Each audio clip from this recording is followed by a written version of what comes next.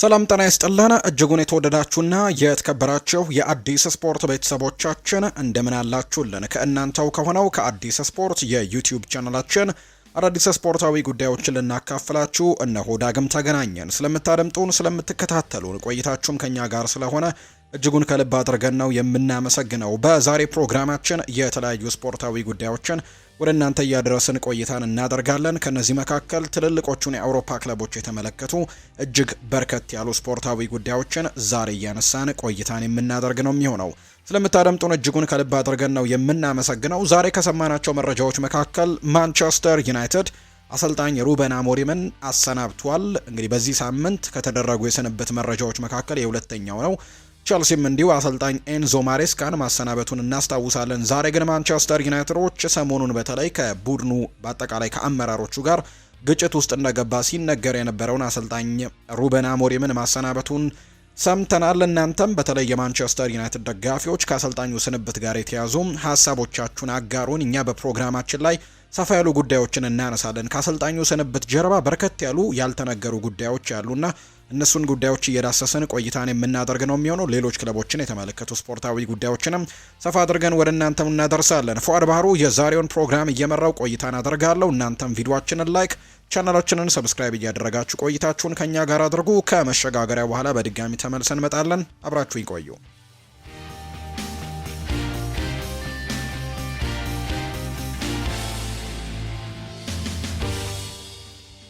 የአፍሪካ ጉዳዮችን በማስቀደምን ጀምር ውድ ቤተሰቦቻችን፣ ዛሬ በአፍሪካ ዋንጫም ጨዋታዎች ይደረጋሉ። የጥሎ ማለፍ መርሃ ግብሮች አሁንም እንደቀጠሉ ነው የሚገኙት። ዛሬ ደግሞ ሁለት ጨዋታዎች ይደረጋሉ። ከጥቂት ሰዓታት በኋላ ወይም ከጥቂት ደቂቃዎች በኋላ ግብጽና ቤኒን ጨዋታቸውን ያደርጋሉ። ይህ ጨዋታ ምሽት 1 ሰዓት ሲል የሚጀመር መርሃ ግብር ነው። ግብጽ ይህንን ጨዋታም ከቤኒን ጋር ታደርጋለች። የነ ሙሐመድ ሳላ የነ እንዲሁ ማርሙሽ ቡድን ይህንን ዋንጫ ለማሸነፍ ከፍተኛ ግምት ከሚሰጣቸው ብሔራዊ ቡድኖች መካከል አንደኛው ነውና የዛሬውን ጨዋታ በምን መልኩ ያጠናቅቃል የሚለውን ጉዳይ እንመለከታለን። ምክንያቱም አንዳንድ ትልልቅ ቡድኖች ሲቸገሩ የተመለከትንበት የአፍሪካ ዋንጫ ነው።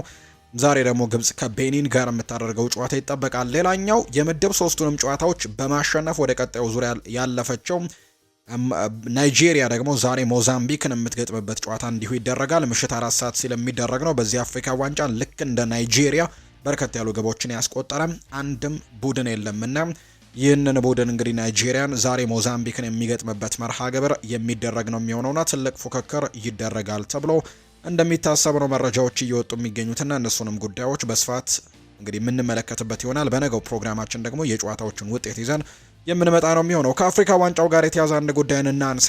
ሁጎ ብሩስ ከውድድሩ መሰናበቱ በጣም ወድጄዋለሁ ብሏል። ይህንን ተናገረው ሙሐመድ አቡ ታሪካ ነው። የቀድሞው የግብጽ ብሔራዊ ቡድን ታሪካዊ ተጫዋች የሆነው ሙሐመድ አቡ ታሪካ የአሰልጣኝ ሁጎ ብሩስ ከአፍሪካ ዋንጫ መሰናበት እንዳስደሰተው ነው የተናገረው። አሰልጣኝ ሁጎ ብሩስን ትዕቢተኛ ሲል የገለጸው አቡ ታሪካ እሱ የሰጣቸውን አስተያየቶች ተቀባይነት የሌላቸው ናቸው፣ መሰናበቱን በጣም ወድጄዋለሁ ሲልም ጭምር ይናገራል። ሁሉም ሰው ስቴዲየምና ዝግጅቱን በሚያደንቅበት ወቅት እሱ ብቻውን እየተቸው ነበር ሲልም ነው ጨምሮ የተናገረው። ከውድድር ውጪ እንዲሆን በግልጽ ፈልግ ነበር። ትዕቢተኛ ሰው አልወድም፣ በተለይም ደግሞ ሁሉም በአንድ ወገን ሆኖ በተቃራኒ የሚቆም ሰው አይመቸኝም ሲል ነው መሐመድ አቡ ታሪካ ከአፍሪካ ዋንጫው የተሰናበተውን የደቡብ አፍሪካ አሰልጣኝ የሆኑትን ሁጎ ብሩስ የውድድሩን ድባብና ዝግጅት በተደጋጋሚ ሲተቹ እንደነበረ የምናስታውሰው ነው። ከዚህ በፊት ከተመለከቷቸው የአፍሪካ ዋንጫዎች ይሄ በጣም የወረደው የአፍሪካ ዋንጫ ነው፣ ምንም የአፍሪካ ዋንጫ ድባብም የለበትም ሲሉ ጭምር አሰልጣኝ ሁጎ ብሩስ ተናግረው እንደነበር እናስታውሳለን። አንድ ጊዜ ይህንን ሀሳብ ሰጥተው የሞሮኮን ዝግጅት ሲቃወሙ እንደነበር እናስታውሳለን። ነገር ግን በአብዛኞቹ ሰዎች ግን የሞሮኮ የአፍሪካ ዋንጫ በጣም ጥሩ የአፍሪካ ዋንጫ እንደሆነ ሀሳቦቻቸውን ሲሰጡ የነበሩ ደግሞ ሌሎች ሰዎች አሉ። ለምሳሌ ያክል ዝናብ በጣም ከፍተኛ በነበረበት ጊዜ ነገር ግን አንድም ስቴዲየም በጣም ሰላማዊ ሆኖ ወይም ደግሞ ሜዳው ለማጫወትም በጣም ምቹ ሆኖ የተመለከትንበት አጋጣሚ ነበርና ያንን ቴክኖሎጂ ሞሮኮ መጠቀሟ በጣም አስደናቂ እንደሆነ ሲነገር ነበር። ምናልባት ጨዋታዎችን እስከ ማቋረጥ የሚደርሱ አይነት ዝናቦችን ተመልክተን ነበር በዚህ ውድድር ላይና ያንን ነገር በርካቶች ሲያደንቁት፣ ሁጎ ብሩስ ግን ተችተውት እንደነበር የሞሮኮ የአፍሪካ ዋንጫ ጥሩ የአፍሪካ ዋንጫ አይደለም፣ የባለፈው የአይቮሪ ኮስት የአፍሪካ ዋንጫ በጣም ትልቅ ድባብ ነበረው፣ በሞሮኮ ግን እንደዚህ አይነት ነገር አልተመለከትኩም ሲሉ ሀሳባቸውን ሰጥተው ነበር። ሌላኛው ያነሱት ሀሳብ ደግሞ ልምምድ ለመስራት በጣም ረጅም ርቀቶችን ነው እየሄድን ልምምድ የምንሰራውና የልምምድ ሜዳዎቹ በጣም ርቀዋል የሚል አይነት ሀሳቦችንም ትችቶችንም ሲሰረዝሩ ነበር። ነገር ግን ሙሐመድ አቡ ታሪካ ትላንትና ካሜሮን ደቡብ አፍሪካን አሰናብታለችና የደቡብ አፍሪካው አሰልጣኝ መሰናበቱና ሁጎ ብሩስ ከዚህ ውድድር ውጪ መሆናቸው እንዳስደሰተው ጭምር ነው ሀሳቡን የሰጠው። ሌላኛው ቶም ሴንትፊት የሰጡት ሀሳብ ነው። እኛ አሰልጣኝ የምታስታውሱ ከሆነ ከዚህ በፊት የኢትዮጵያ ብሔራዊ ቡድን አሰልጣኝ ሆነው ነበር። በአፍሪካ በጣም የማሰልጠን ልምድ አላቸው ተብለው ከሚነሱ አሰልጣኞች አንደኛ ነው ቶም ሴንትፊት። ያለምንም ድል የአፍሪካ ዋንጫውን ማሸነፍ እንችላለን ሲሉ ነው የተናገሩት ቶም ሴንትፊት። በአሰልጣኝ እንግዲህ ቶም ሴንትፊት የሚመሩት የማሊ ብሔራዊ ቡድን በአፍሪካ ዋንጫው ምንም ጨዋታ ሳያሸንፉ ሩብ ፍጻሜ የደረሰ ብሔራዊ ቡድን እንደሆነ ይታወቃል። እስካሁን ያደረጓቸውን 4 ጨዋታዎች በአቻ ውጤት ነው ያጠናቀቁት። አላሸነፉም ስንል ግን ለምሳሌ ያክል በጥሎ ማለፍ ጨዋታ ላይ ሲያሸንፉ ወይም ደግሞ ወደ ቀጣዩ ዙር ሲቀላቀሉ ወደ ሩብ ፍጻሜው ሲቀላቀሉ ጨዋታን ሳያሸንፉ እንዴት ይቀላቀላሉ የሚል አይነት ሀሳብ ሊነሳ ይችላል። ነገር ግን በመደበኛው የጨዋታ ክፍለ ጊዜ ድል ማድረግ አልቻሉም። በፍጹም በመለያ ምቶች አሸንፈው ነው ወደ ቀጣዩ ዙር ያለፉት እንጂ በመደበኛዎቹ ደቂቃዎች ላይ ማሸነፍ አልቻሉም። የምድቡን የመጀመሪያዎቹን 3 ጨዋታዎችንም በአቻ ውጤት ነው ያጠናቀቁት። የጥሎ ማለፉንም ጨዋታ በመደበኛው ጨዋታ አቻ አጠናቀው ነው በመለያ ምቶች ተለያይተው ወደ ቀጣዩ ዙር ማለፍ የቻሉትና ምንም አይነት ጨዋታ ሳናሸንፍ አፍሪካ ዋንጫውን ልናሸንፍ እንችላለን ሲሉ የማሊ ብሔራዊ ቡድን አሰልጣኝ የሆኑት ቶም ሴንትፊት ይናገራሉ። እስካሁን ብሔራዊ ቡድኑ ያደረጋቸውን 4 ጨዋታዎች በአቻ ውጤት ያጠናቀቀ ሲሆን ጥሎ ማለፉንም በመለያ ምት አሸንፈው ነው ሩብ ፍጻሜ የተቀላቀለው። ስለ ሁነቱ አስተያየታቸውን የሰጡት የብሔራዊ ቡድን አሰልጣኝ ቶም ሴንትፊት አንድም ጨዋታ ሳናሸንፍ የአፍሪካ ዋንጫውን ማንሳት እንችላለን ብለዋል። ማሊ ያለ ድል የአፍሪካ ዋንጫን ለማንሳት 3 ጨዋታዎችን በመለያ ምት ማሸነፍ ይጠበቅባታል። ቀጣይ የሩብ ፍጻሜውን ጨዋታ እንዲሁ በመደበኛው የጨዋታ ክፍለ ጊዜ አቻ ተለያይታ ወደ ፍጹም ቅጣት ምት አመርታ እሱን አሸንፋ ከዛ በተጨማሪ በግማሽ ፍጻሜውም ተመሳሳይ በፍጻሜውም ተመሳሳይ አይነት መንገድን መከተል ይኖርባታል። ምንም አይነት ጨዋታ ሳታሸንፍ ዋንጫውን ለማሸነፍና ቶም ሴንትፊት ያንን ማድረግ እንችላለን የሚል አይነት ሀሳብን ጭምር ነው እየሰጡ የሚገኙት። ማንቸስተር ዩናይትድን የተመለከተ መረጃን ወደ እናንተ እናደርስ ውድ ቤተሰቦቻችን። ዛሬ ከሰማናቸው መረጃዎች መካከል ማንቸስተር ዩናይትድ አሰልጣኝ ሩበን አሞሪምን ማሰናበቱን በይፋም የተረጋገጠ መረጃ እንደሆነ ተመልክተናል። ማንቸስተር ዩናይትዶች አሰልጣኝ ሩበን አሞሪምን አሰናብተዋል። በተለይ ዛሬ ጠዋትም በነበረው የስፖርት የመረጃ ሰዓታችን ላይ ምናልባት ይሄ ነገር ሊከሰት እንደሚችል በስፋት ስናነሳው ነበር። በማንቸስተር ዩናይትድ አመራሮች በተለይ በጄሰን ዊልኮክስ እና በዩናይትዱ አሰልጣኝ በነበረው አሰልጣኝ ሩበን አሞሪም ዘንድ በጣም ትልቅ ውጥረቶች ተከስተው እንደነበር የሚያሳዩ መረጃዎችን ጠዋት በነበረው የስፖርት የመረጃ ሰዓታችንም በስፋት ስናነሳው ነበር። እንግዲህ አሁን በከሰዓቱ ፕሮግራማችን ወይም በምሽቱ ፕሮግራማችን ደግሞ መሰናበቱን ሰምተን የተገናኘ ነውና ዛሬ አሰልጣኙን አሰናብተዋል ማንቸስተር ዩናይትድ። እንግዲህ የእናንተን ሀሳብ አስተያየት እንፈልጋለን ከአሰልጣኝ ሩበን አሞሪም ስንብት ጋር በተያዘ። ምክንያቱም ደጋፊው በሁለት መልኩ እንዲሁም ደግሞ ሌሎችም የእግር ኳስ ተንታኞችም ጭምር በሁለት መልኩ የተከፈሉበት ስንብት ከመሆኑ ጋር በተያዘ ነው። እርግጥ ነው እንግዲህ ማንቸስተር ዩናይትድ የሚጠበቅበትን አይነት ውጤት እያመጣ ነው ብሎ ማመን አይቻልም። ነገር ግን ከአምናው የተወሰኑ መሻሻሎች እንዳሉ ግን ይታመናል። አሰልጣኝ ሩበን አሞሪም እንዲሰናበቱ ካደረጉት ምክንያቶች መካከል በርከት ያሉ ጉዳዮችን ማንሳት ይቻላል። አንደኛው ከውጤት ጋር የተያዙ ጉዳዮች እንደሆኑ ተነግሯል። እንግዲህ በማንቸስተር ዩናይትድ ቤት የሚጠበቀው አይነት ውጤት እንዳልመጣ በርካቶች ያምናሉ እና በዚህ ምክንያትም ለስንብቱ ዋነኛው እንደሆነ ይነገራል። በተለይ ደግሞ ውጤቶች በተለይ ሰሞኑን የመጡት ውጤቶች ተደጋጋሚ የአቻ ውጤቶች እንዲሁ በወልቨርሃምፕተን ወንደረርስም የደረሰባቸው የአቻ ውጤት ደግሞ ያንን ነገር እንዳስከሰተባቸው ጭምር ነው የሚነገረው። ከዛ ውጪ ደግሞ ሲስተማቸውን አለመቀየራቸው ወይም ደግሞ ሲስተማቸው ላይ የሙጥኝ ማለታቸው ሌላኛው እንዲሁ ደግሞ ያስነሳው ጉዳይ እንደሆነ ጭምር ነው የሚነገረው። ይሄኛውም የመሰናበታቸው ሌላኛው ምክንያት እንደሆነ ጭምር ይነገራል። ከዛ ውጪ ደግሞ ከጄሰን ዊልኮክስ ጋርና ከማንቸስተር ዩናይትድ አመራሮች ጋር የፈጠሩት ውዝግብም ለመሰናበታቸው በር ከፋች እንደሆነ ተነግሯል። እንዲሁ ደግሞ ትላንትና ከጨዋታው ከአቻ ውጤታቸው በኋላ ደግሞ ያነሱት አስተያየት ደግሞ ሌላኛው ለመሰናበታቸው ትልቁ እንደሆነ ይነገራል። ዛሬ ማንቸስተር ዩናይትድ ስብሰባ ካደረገ በኋላ አሰልጣኝ ሩበን አሞሪምን ማሰናበቱን ነው ይፋ ያደረገው። ማንቸስተር ዩናይትድ አሰልጣኝ ሩበን አሞሪምን ከኃላፊነት ማሰናበቱን ዘ አትሌቲክ የተባለው የመረጃ ምንጭ ገልጿል። የ40 ዓመቱ አሰልጣኝ ሩበን አሞሪም 14 ወራት የክለቡ ኃላፊነት በኋላ ከስራቸው ተሰናብተዋል። ቡድኑ አሰልጣኝ ዳረን ፍሌቸርን በጊዜያዊነት ይረከባል ተብሎ እንደሚጠበቅ ነው የተነገረው። አሰልጣኙ ባለፈው ዓመት ማንቸስተር ዩናይትድን እየመሩ በፕሪሚየር ሊጉ 15ኛ ደረጃ ይዘው ነበር ያጠናቀቁት። ማንቸስተር ዩናይትድ በዚህ ዓመት በሊጉ በ31 ነጥቦችም 6ኛ ደረጃ ላይ የተቀመጠ ቡድን እንደሆነ ነው እየተገለጸ የሚገኘውና ከአምናው የተወሰኑ መሻሻሎች እንዳሉ የሚታወቅ ጉዳይ ነው። ነገር ግን አሁንም ቢሆን ማንቸስተር ዩናይትዶች የሚጠብቁት አይነት ነገር እንዳልሆነ ወይም የሚጠብቁት አይነት ውጤት እንዳልመጣ የሚታወቅ ጉዳይ ነው። ማንቸስተር ዩናይትድ በቀጣይ ማንን ቋሚ አድርጎ ይሾማል የሚለው ጉዳይ ይጠበቃል። ማንቸስተር ዩናይትድ አሰልጣኝ ሩበን አሞሪምን ከኃላፊነት ማሰናበቱን ተከትሎ በምትኩ የቀድሞ የክለቡ አማካኝና የ18 ዓመት በታች ቡድን አሰልጣኝ የሆነውን ዳረን ፍሌቸርን በጊዜያዊ አሰልጣኝነት ቡድኑን ይረከባል ተብሎ ይታሰባል። አሰልጣኝ ዳረን ፍሌቸር የፊታችን ሮብ በሚደረገው የበርንሌ ጨዋታ የመጀመሪያ ጨዋታውን ይመራል ተብሎ ነው የሚጠበቀው። ዩናይትድ በቀጣይ በቋሚነት አሰልጣኝ ለመቅጠር እስከ ውድድር ዓመቱ መጨረሻም ሊጠብቅ የሚችልበት እድል እንዳለ ተነግሯል።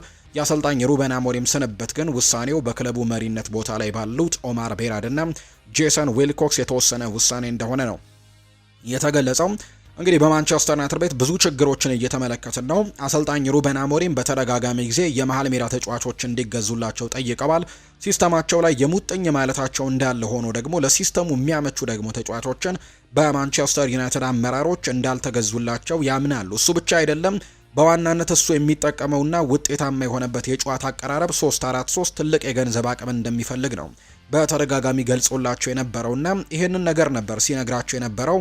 እንግዲህ አጨዋወቱን አይተው ነው እንግዲህ ያስፈረሙት አሰልጣኙን። በተለይ በስፖርቲንግ ሊዝበን ባመጣው ውጤትና የራሱ አይደንቲቲ ያለው አይነት አሰልጣኝ መሆኑን ተከትሎ ማንቸስተር ዩናይትድ እንዳመጣው ይታወሳል። ተጫዋቾች ያስፈልጉኛል በማለትም በግልጽ ፍላጎቱን ቢገልጽም እነሱ ግን ተጫዋችን ለማምጣት ምንም አይነት እንቅስቃሴዎች እንዳላደረጉለት እንደተሰማውና ያ ነገር ደግሞ ቡድኑ በደንብ ውጤታማ እንዳይሆን እንዳደረገው ያምናል ተብሏል አሰልጣኝ ሩበን አሞሪም። በክረምት የዝውውር መስኮትም የሩበን አሞሪም ፍላጎት የነበረው እኔ ብዙ ጊዜ የለኝም፣ በፕሪሚየር ሊጉ ልምድ ያለው አጥቂ አምጡልኝ እንዳላቸው ነው የሚነገረው።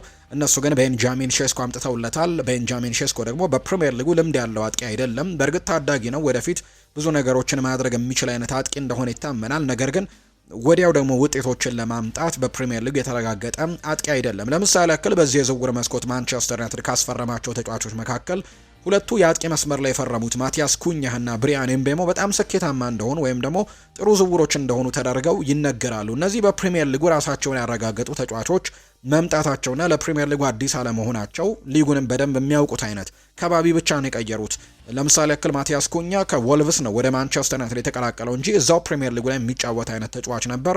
ያ ነገር በደንብ አግዟቸዋል ተብሏል። በአንጻሩ ቤንጃሚን ሼስኮ ግን ለመላመድ እጅግ በጣም እየተቸገረ ነው የሚገኘው። ባለፉት 9 ጨዋታዎች ምንም አይነት ጎል ማስቆጠር አልቻለም እና መጀመሪያ ምርጫቸው ኦሌ ዋትኪንስን ማምጣት እንደነበር ነው የተገለጸው። አመራሩ ግን ከዋትኪንስ ይልቅ ቤንጃሚን ሼስኮን ማምጣትን ነው ምርጫው ያደረገው።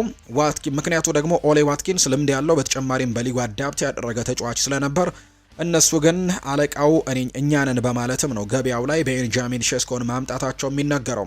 ግልጽ በሆነ ሁኔታ ለጊዜውም ቢሆን ሩበን አሞሪም ትክክል የነበረ እንደሆነ አሁን ላይ በዚህኛው በኦሌ ዋትኪንስ እና በቤንጃሚን ሼስኮ ጉዳይ ከተመለከት ነው የኦሌ ዋትኪንስ መምጣት ምናልባት ማንቸስተር ዩናይትድን የተሻለ ሊያግዝ እንደሚችል በርካቶች ያምናሉ። ምክንያቱም አንደኛ ነገር ቤንጃሚን ሼስኮንም በደንብ ማገዝ የሚችል ልምድ ማካፈል የሚችል አይነት ተጫዋች ነው። በዛ ላይ ደግሞ ውጤቶችን ደግሞ ቶሎ ለማምጣትም ፕሪሚየር ሊጉ ላይ ልምድ ያለው አጥቂ እንደሆነ የሚታወቅ ጉዳይ ነውና ያ ነገር በተወሰነ መልኩ የታየ እንደሆነ ይነገራል። የሩበን አሞሪም ፕሬስ ኮንፈረንስ በርካቶች የሚያነሷቸው ጉዳዮች ያሉ።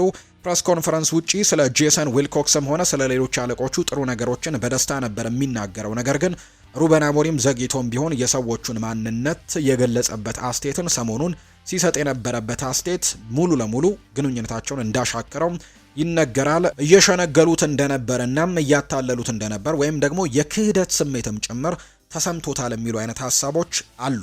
ምክንያቱም ቡድኑን ለማሻሻል የሚፈልጋቸው ተጫዋቾች እንደሚመጡለት ይነገራል። ነገር ግን በዝውውር መስኮቶች ላይ ምንም አይነት እንቅስቃሴዎችን አላደረጉለትም። ማንቸስተር ዩናይትድ እና አሰልጣኝ ሩበን አሞሪም የሚፈልጉትን በተለይ በአማካይ ስፍራ ላይ በመከላከል ቦታ ላይ የሚፈልጓቸው አይነት ተጫዋቾች እስካሁን ድረስ ለማስፈረም ምንም አይነት እንቅስቃሴ አለመደረጉም አሰልጣኙን ይበልጥ አበሳጭቶታል። በትልቁ ደግሞ ልዩነቶችን የፈጠረው በዚህ የጥር ተጫዋቾች የዝውውር መስኮት ሲቃረብ ተጫዋቾች እንዲፈርሙለት በሚጠይቅበት ጊዜ አንድም ተጫዋች እንደሚያስፈርሙለት ቃል አለመግባታቸውና በዚህ የዝውውር መስኮት ምንም አይነት እንቅስቃሴ እንደማያደርጉ ከተነገረው በኋላ ነው።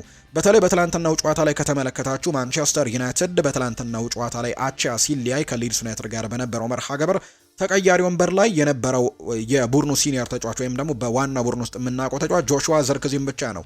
ሌሎቹ ተጫዋቾች በሙሉ ታዳጊ ተጫዋቾች እንደነበሩ ተመልክተናል እና ይሄ ነገር በጣም እንዳስከፋውና በጄሰን ዊልኮክስም እንደታለለ ጭምር ነው የሚያምነው አሰልጣኝ ሩበን አሞሪም እና እነዚህን ጉዳዮች ናቸው እየተነሱ የሚገኙት። በጄሰን ዊልኮክስ እና በሩበን አሞሪም መካከል የተፈጠረው ውዝግብ ደግሞ በጄሰን ዊልኮክስ አሸናፊነት ተጠናቋል። አሰልጣኝ ሩበን አሞሪም እንዲሰናበት የሆነበት ውሳኔ እንደተላለፈ ነው መረጃዎቹ እየወጡ የሚገኙት። የማንቸስተር ዩናይትድ የበላይ አመራር አካላትም በዚህ ሲዝን ቡድኑ ወደ አውሮፓ መድረክ እንዲመለስ ይፈልጋሉ። ማንቸስተር ዩናይትድም የቻምፒየንስ ሊግ ቦታን ማግኘት ባይችል እንኳን የዩሮፓ ሊግ ስፍራንም ይዞ እንዲያጠናቅቅ ነው ባለቤቶቹ የሚፈልጉት። ነገር ግን በተጫዋቾች ጉዳት በአፍኮን ምክንያትም የቡድኑ ጥልቀት እጅግ ለተዳከመበት ለሩበን አሞሪም በጥር የተጫዋቾች የዝውውር መስኮት ተጫዋች ለማስፈረም ምንም አይነት ፍቃደኛ ለመሆናቸው እንግዲህ ውዝግቡ እንዲፈጠር ትልቁ ምክንያት እንደሆነ ተነግሯል። እንዳልኳችሁ ግን ይሄ በሁለቱ አካላት መካከል የተፈጠረው ውዝግብ እንግዲህ ጄሰን ዊልኮክስ የሌሎቹም የቅርብ ሰው ነው። የኦማር ቤራድም ቢሆን እንዲሁ ደግሞ የኢኒዮስ በአጠቃላይ የቅርብ ሰው ነውና አሰልጣኝ ሩበን አሞሪም የተጋጨው ከጄሰን ዊልኮክስ ብቻ ጋር አልነበረም። የተጋጩት ሁለቱ ናቸው። ነገር ግን የተጋጨው ግን ከሙሉ የአመራሩ አካላት ጋር ነበረና ያ ነገር ስንብቱን እንዳፋጠነበት በርካቶች ያምናሉ። ጆዜ ሞሪኒዮ በግልጽ ስለ ክለቡ ባለቤቶችና አመራሮች ድክመትና እንዲሁ አላዋቂነት ተናግሮ ነበር የተሰናበተ እንደነበር የምናስታውሰው። ራልፍ ራኒክም ይሄ ቡድን ተዝቀው የማያልቁ ችግሮች ያሉበት ቡድን ነው የሚል አይነት ሀሳብንም ከዚህ በፊት ሰጥተው እንደነበር እናስታውሳለንና ያንንም ነገር ከተናገሩ በኋላ አልቀጥሉም። ችግሩ ግን አሁንም እንደቀጠለ ነው። ይህም በሁለቱ የቀድሞ አሰልጣኞች የተገለጸው ችግር ሩበን አሞሪም በድፍረት ተናግሮት እሱም ለስንብት የተዳረገበት እንግዲህ ቀንን ነው ዛሬ ያሳለፍነው። ትልቁ ችግራቸው እንግዲህ ባለቤቶቹና ባለስልጣኖቹ የክለቡ ችግሮች ላይ አሁንም እንዲቀጥሉ ማድረጋቸው እንደሆነ በርካቶች ያምናሉ። እርግጥ ነው በአሰልጣኝ ሩበን አሞሪም ግን ማንቸስተር ዩናይትድ በትልቁ ለውጦችን ማሳየት አልቻለም፣ ወይም በትልቁ ውጤቶችን ማምጣት አልቻለም። ለምሳሌ ያክል በዘንድሮው የውድድር ዓመት በጣም ትልልቅ ነገሮችን ማሳካት ይችል ነበር፣ ወይም ደግሞ ከዚህ የተሻለ ደረጃ ላይ መሆን ይችል ነበር። ነጥብ የጣለባቸው ጨዋታዎች እጅግ በጣም የሚያስቆጩ ጨዋታዎችን ነው ማንቸስተር ዩናይትድ ነጥብ የጣለው። ለምሳሌ ያክል በቀይ ካርድ ወጥቶለት ኤቨርተን በጎዶሎ ተጫዋች ሆኖ ኤቨርተን ያሸነፈበት ጨዋታ፣ ከዛ ውጭ ከዌስትሃም ዩናይትድ ጋር የጣሉት ነጥብ፣ በቅርቡ እንኳን ከወልቭስ ጋር የጣሉት ነጥብም ለማንቸስተር ዩናይትድ በጣም አስቆጭ የነበሩ ውጤቶች ናቸው። ምናልባት እነዛን ጨዋታዎች አሸንፈው ቢሆን ኖሮ ከዚህ የተሻለ ደረጃ ላይ ሊሆን የሚችልበት እድሉ እንደነበር ነው የተነገረው። ዌይን ሩኒ አንድ ሀሳብን ሰጥቷል። ሩበን አሞሪም በትንሹም ቢሆን ያሳዝነኛል፣ ምክንያቱም የቡድን ስብስቡ በቂ አይደለም። ተጠባባቂ ላይ ያሉት እንዳለ የታዳጊ የአካዳሚ ተጫዋቾች ናቸው። እነርሱም በተጠባባቂ ወንበር ላይ ማየት መልካም ነገር ቢሆንም ነገር ግን ለአሁኑ ግን ዝግጁ ነው ብዬ አላስብም ሲልም ጭምር ነው ሩን የተናገረው። ቡድኑ በጣም ጥሩ ባልሆነበት ሁኔታ ላይ ታዳጊዎችን ማስገባት በጣም ከባድ ነው። ለዚህም ለሩበን አሞሪም በጣም ትንሽ አዝኜለት ነበር ሲልም ነው ዌይን ሩኒ የተናገረው።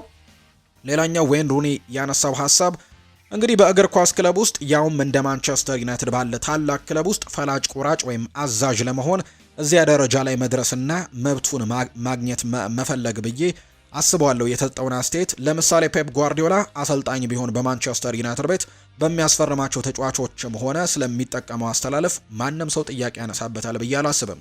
ለሩበን አሞሪም ግን አዝንለታለሁ። እሱ ፔፕ ጓርዲዮላ ወይም የርገን ክሎፕ አይደለም። የኋላ ታሪክ ወይም ልምድ የለውም።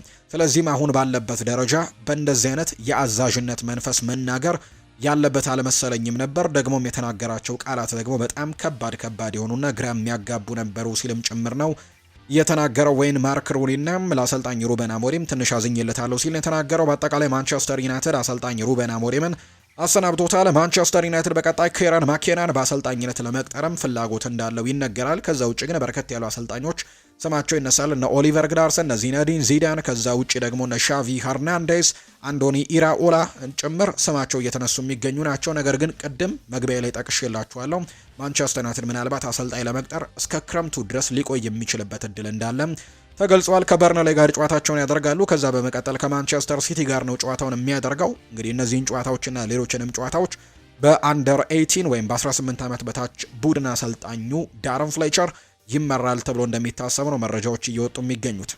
አርሰናልን የተመለከቱ መረጃዎችን ደግሞ እንመልከት። የአርሰናልና ሊቨርፑልን ጨዋታ ማን ይመራዋል የሚለውን ስንመለከት በሳምንቱ ተጠባቂ የፕሪሚየር ሊግ መርሃ ግብር ሐሙስ የሊጉ መሪ አርሰናል ከሊቨርፑል ጋር ጨዋታቸውን እንደሚያደርጉ ይታወቃልና የሁለቱ ክለቦች ተጠባቂን የሊግ ጨዋታ አንቶኒ ቴይለር በመሃል ዳኝነት እንዲመሩት መመረጣቸው ነው ይፋ የተደረገው። ጨዋታውን ጆን ብሩክስ በቫር ዳኝነት እንደሚመሩት ተመርጠዋል። ጨዋታው ሐሙስ ከምሽቱ 5 ሰዓት በኤምሬትስ ስቴዲየም ላይ ይደረጋል ተብሎ እንደሚታሰብ ነው የተገለጸው። ጨዋታውን እንግዲህ አርሰናልና ሊቨርፑል ወሳኝ የሚባል መርሃ ግብራቸውን ያደርጋሉ። አርሰናል የ17 ዓመቱን የብላክበርን ሮቨርስ ኢጎር ታይጆን ለማስፈረም ፍላጎት አለው ተብሏል። ባለፈው ክረምት 2.2 ሚሊዮን ፓውንድ የቀረበለትን ጥያቄ ውድቅ ካደረገ በኋላ አርሰናሎች አሁንም ፉክክሩን እየመሩ ነው። ተጫዋቹ ለመልቀቅ ጓግቷል እና ምንጮች እንደሚጠቁሙት ከሆነም ተጫዋቹ ወደ አርሰናል ለመሄድም ሲል በርካታ አዳዲስ የዝውውር ጥያቄዎችንም ውድቅ እንዳደረገ ጭምር ነው እየተገለጸ የሚገኘው። ማርቲን ዙቤሜንዲ ለቡድኑ የጨመረው ነገር አለ ብሏል ሚኬል ሜሪኖ። በእውነቱ ብዙ ነገር ጨምሮልናል። ዝም ብለው ተጫዋቾችን አያስፈርሙ። ማንም ሰው ሲመጣ የሆነ ነገር ይጨምራል። ቶሎ ወደ ቡድኑ ተላምዷል። ከማንም እገዛ የሚያስፈልገው አይመስለኝም። እንግሊዛውኛውም ቀስ በቀስ እየመጣ ነው። ሜዳው ላይም ጥሩ ነገሮችን እየሰራ ነው ሲልም ጭምር ነው የተናገረው ማርቲን ዙቤሜንዲ። ሊያንድሮ ትሮሳርድም ይናገራል። በኤምሬትስ የምርጥ ብቃቱ ላይ ይገኛል። ትሮሳርድ በአርሰናል ቤት ለ2 የውድድር ዘመናት ካሳለፈ በኋላ አሁን ላይ ከቡድኑ ጋር ሙሉ በሙሉ የተዋሃደበት ምርጥ ብቃቱን እያሳየ የሚገኝበት ወቅት ላይ ደርሷል። ምንም አይነት ጉዳት ሳይገጥመው ከዝውውር ወሬዎችም ነፃ ሆኖና ምንም አይነት የውጭ ጫና ሳይኖርበት ሙሉ ትኩረቱንም በሜዳ ላይ አድርጓል። ከውድድር ዘመኑ መጀመሪያ አንስቶ በነበረው ወጥ የሆነ ልምምድም በአሁኑ ሰዓትም በከፍተኛ የአካል ብቃት ደረጃ ላይም ደርሷል። ማርቲን ኦዴጋርድ ከጉዳት ከተመለሰ በኋላ የትሮሳርድ ብቃት ይበልጥ ጎልቶ እየታየ እንደሚገኝ ጭምር ነው የተናገረው።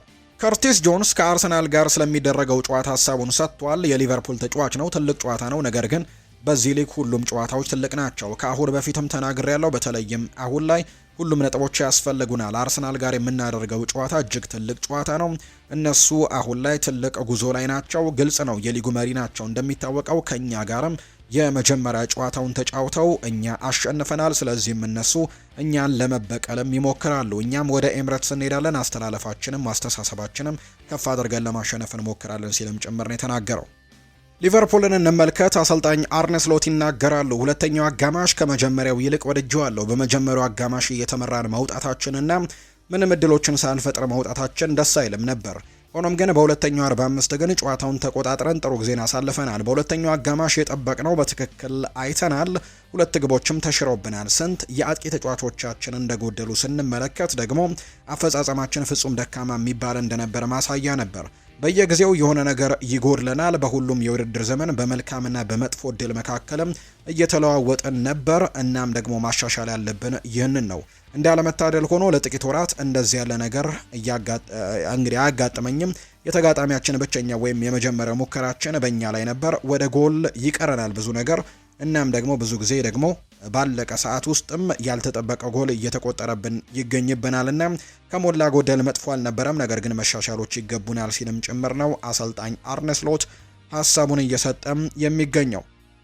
በዚህ የማንቸስተር ሲቲ ጉዳዮችን የምናንሳ ፔፕ ጓርዲዮላ ከትላንትናው ጨዋታ በኋላ አስተያየቱን ሰጥቷል። ስለ ተጫዋቾች ጉዳት ሲናገር በእርግጥም ስለ ተጫዋቾች ጉዳት ብዛት ስጋት አለኝ። የተጠቀምነው ተጠባባቂ ወንበር ላይ የነበሩትን ቅያሬዎችን አይተሃል። ከአካዳሚው የተጧጡ 3 ተጫዋቾች በተጠባባቂ ወንበር ላይ ነበሩ እና አሁን ላይ የጉዳታችን ቁጥር ጨምረዋል። በጠቅላላው እንነጋገር፣ ተጫዋቾች የሉንም። ስለ ሮድሪም ሲናገሩ አሁን ላይ ልዩ ተጫዋች ነው። የእሱ መረጋጋትና ወጥነት በብዙ ገጽታዎችም የተሻለ ብቃትም እንድናሳይ ረድቶናል። ትልቁ ጥያቄ በ3 ቀናት ውስጥ ከባድ ጨዋታዎች ያለንና ይጫወታል ወይ በየ3 ቀኑ የሚለው ጉዳይ ነው። ስለ መሃል ተከላካዮችም ጉዳት ተናግረዋል። ከጀርባ መስመር ላይ ብዙ ጉዳቶች ያሉ፣ ስቶንስ ተጎድቷል፣ ዲያዝም ተጎድቷል፣ ግቫርዲዮልም ተጎድቷል። እናም ናታን አኬም ሁልጊዜም መጫወት አይችልም።